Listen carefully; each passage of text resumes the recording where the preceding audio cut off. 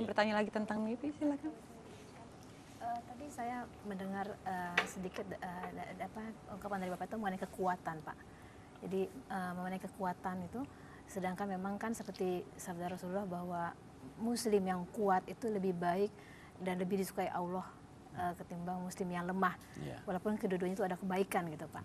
Nah, di samping itu kan kami nih, Pak, kadang-kadang di dalam menghadapi musibah bencana itu, Pak, yang bertubi-tubi seperti itu, Pak, yang dari tsunami, gempa, kemudian musibah pelayaran, penerbangan seperti itu, Pak.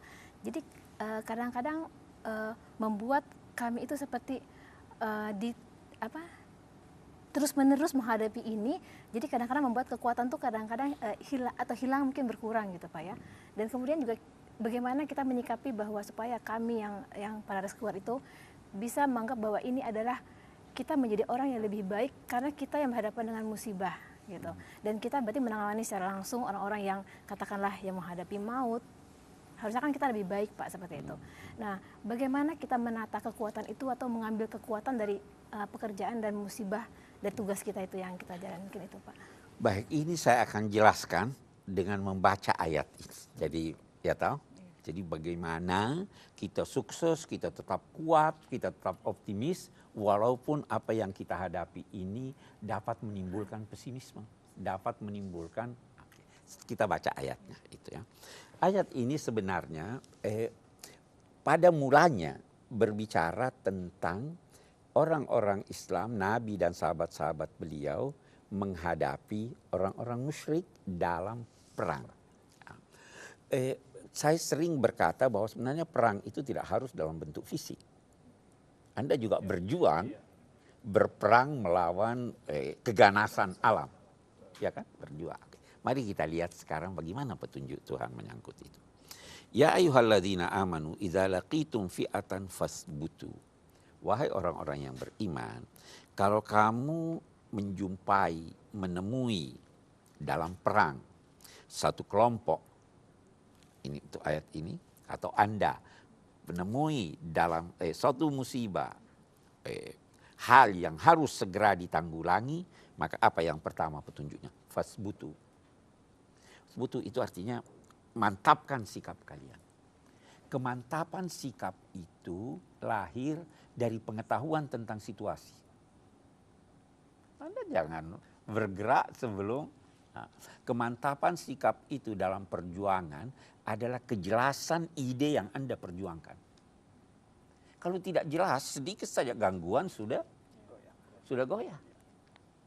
Jadi saya yakin bahwa Anda pelajari situasi sekitar kan, mengetahui oh ini titik lemahnya, ini titik kuatnya dari sini. Fasbutu. Baru dia katakan wazkurullah. Ingatlah Allah. Mengingat Allah itu tidak harus selalu dalam bentuk mengucapkan Allahu Akbar. Ucapan-ucapan. Tetapi mengaitkan segala sesuatu dengan Allah itu zikir. Jadi bisa.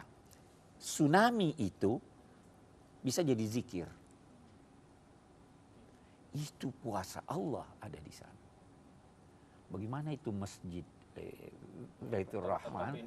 Tetap kokoh ya. Itu ada. Itu mengingat Allah. Mengingat Allah antara lain juga ingat ganjaran yang Anda akan terima dalam perjuangan ini. Ingat sorga. Bahwa kalau dalam perang, kalau saya gugur, saya dapat sorga. Semua itu syarat. Itu sebabnya kita dulu dalam masa perjuangan kan kita memekikkan Allahu Akbar. Sebenarnya bukan cuma Allahu Akbar. Ingat Allah. Saya lemah ya Allah, tapi saya ingat Engkau. Engkau membantu. Tertanam optimisme ini, tapi sebelumnya pelajari situasi dulu. Oke. Baru dia kata la'allakum tuflihun. Atiullah wa rasulahu. Taat pada Allah dan Rasulnya. Dalam konteks kita sekarang taat pada pimpinan. Sebab kalau Anda punya inisiatif sendiri yang bertentangan dengan itu akan gagal. Wala tanaza'u. Jangan berselisih. Karena jika kamu berselisih kamu akan gagal. Wasbiru. Ini harus sabar, harus tabah. Innallaha ma'as sabirin, sesungguhnya Allah bersama orang-orang yang sabar. Wala takunu kalladzina kharaju min diyarihim bataran wa ria'an nas. Jangan kamu melangkah dengan sombong.